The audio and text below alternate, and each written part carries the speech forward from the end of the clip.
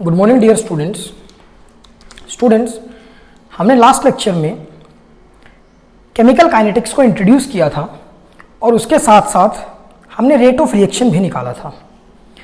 इस लेक्चर में dear students हमें पढ़ना क्या है, जो फैक्टर्स किसी भी रिएक्शन के रेट को इन्फ्लुएंस करते हैं, मींस कोई भी वो कारक या वो फैक्टर्स जो रेट ऑफ रिएक्शन को, अगर उन फैक्टर्स में हम कुछ चेंज करते हैं तो रेट ऑफ रिएक्शन भी ऊपर नीचे होता है।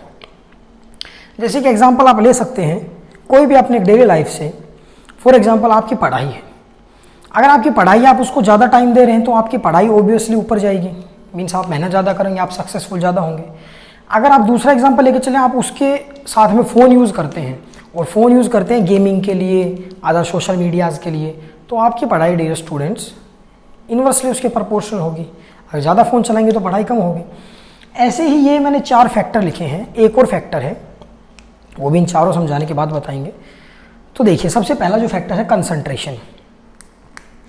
मेरे पास कोई एक रिएक्शन है, सबसे पहले वो डाइल्यूट, कुछ मान लो कोई केमिकल है, वो डाइल्यूट है और एक कंसंट्रेटेड केमिकल है। तो जो कंसंट्रेटेड केमिकल होगा उसमें कंसंट्रेशन ऑफ सोल्यूट वो ज़्यादा होगी। अगर सोल्यूट की कंसंट्रेशन ज़्यादा हुई मीन्स उसके पार्टिकल्स ज़्यादा हैं, तो वो ज़्यादा एक दूसरे से कोलाइड करेंगे और ज़्यादा कोलाइड करेंगे तो उनकी रिएक्शन फास्ट होगी, उनका मैकेनिज्म फास्ट होगा। सो उससे रेट ऑफ रिएक्शन इंक्रीज होता है। So dear students, concentration of any solution if increase in a chemical reaction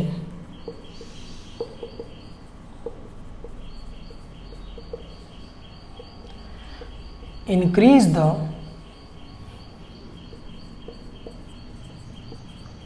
rate of reaction. So जो कंसंट्रेशन है वो डायरेक्टली प्रोपोर्शनल है रेट ऑफ रिएक्शन के। मान लो जो मैथमेटिकल उस फॉर्म में अगर मैं लिखता हूँ तो ये क्या आएगा dear students, minus dr/dt is inversely proportional to concentration. और कंसंट्रेशन, जब मोलर कंसंट्रेशन हम लिखते हैं तो डियर स्टूडेंट्स ये इस ब्रैकेट के अंदर आती है। ये रेट ऑफ रिएक्शन हो गया कि डायरेक्टली प्रोपोर्शनल है कंसंट्रेशन के साथ।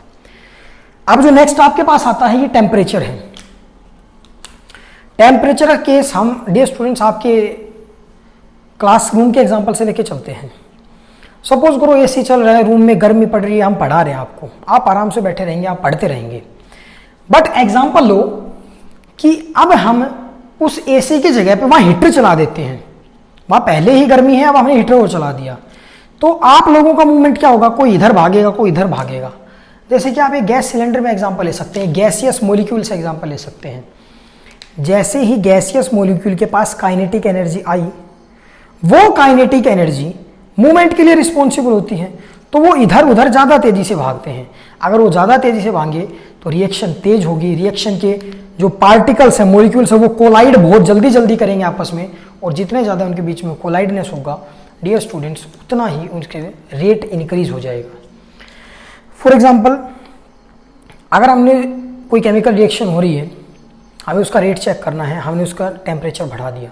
टेम्परेचर बढ़ा दिया तो सबसे पहली बात तो एक पॉइंट आप उसमें हमेशा के लिए नोट कर लीजिए, for every rise in 10 degree Celsius of temperature, जब भी 10 डिग्री राइज होगा, जरूर नहीं सेल्सियस फ़ारेनहाइट, मीन्स हमें उसको 10 डिग्री राइज करना है, तो rate of reaction nearly double हो जाता है उसका। तो ये बात तो डियर स्टूडेंट्स हम जरूर लिखेंगे, for every rise in 10 degree of temperature the rate of reaction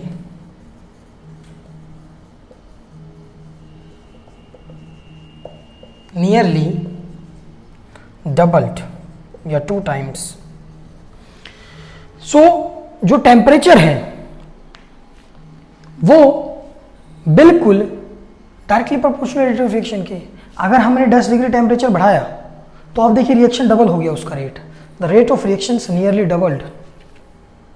अब हम एक बात बता सकते हैं कि जैसे ही हमने टेम्परेचर को राइज किया, जो उसके मॉलिक्यूल्स थे उनके पास काइनेटिक एनर्जी मिल गई, और काइनेटिक एनर्जी मिलते ही उनके बीच में कोलाइड ज़्यादा होने लग गए, आपस में कोलाइड ज़्यादा होने लग गए, जिसकी वजह से रेट ऑफ रिएक्शन इंक्रीज हो गई। तो इसमें भी हम ये बात लिख सकते हैं कि rate of reaction is directly proportional to the rate temperature. Next पढ़िए कैटालिस्ट। कैटालिस्ट क्या होता है?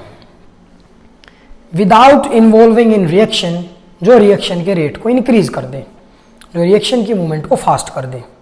आप कोई भी एग्जांपल ले सकते हैं। एक बस चल रही है, पीछे सपोज करो जेसीबी ने उसको धक्का मार दिया, उसने उसके इंजन में इन्वॉल्व नहीं हुआ, उसके केमिकल मैकेनिक्स में कुछ इन्वॉल्व नहीं हुआ, बट उसने बाहर से अपना धक्का देके उसके मोशन को फास्ट कर दिया। यही काम कैटालिस्ट करता है। So as catalyst without involving in reaction,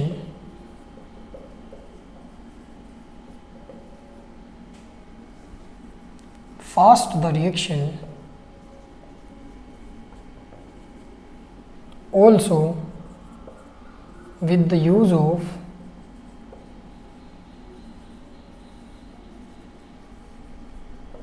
catalyst, it increase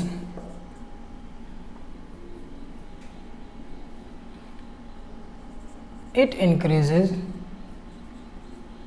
the rate of reaction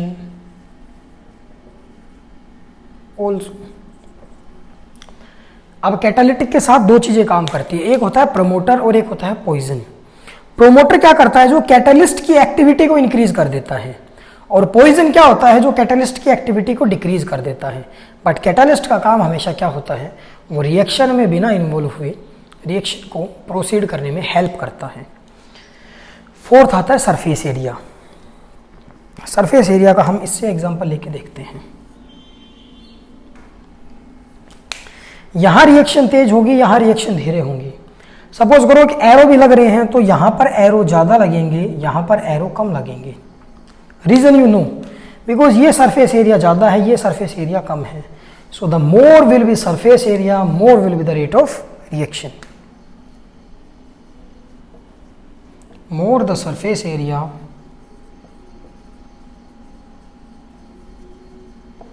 more will be the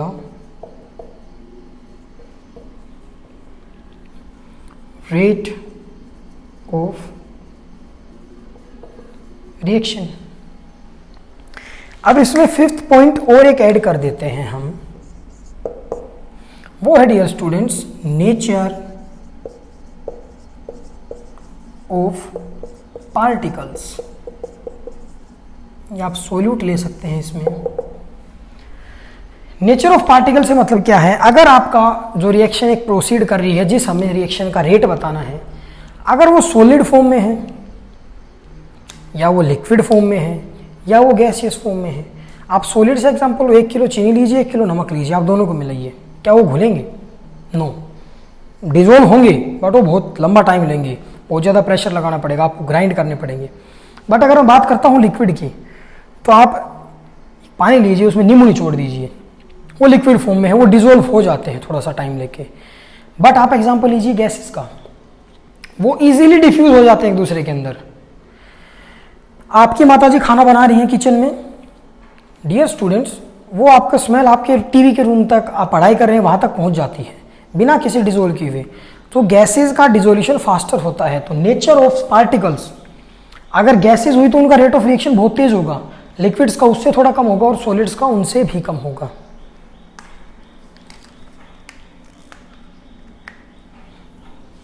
इसमें हम लिखते हैं gases diffuse faster than solid and liquid। So diffusion make the reaction rate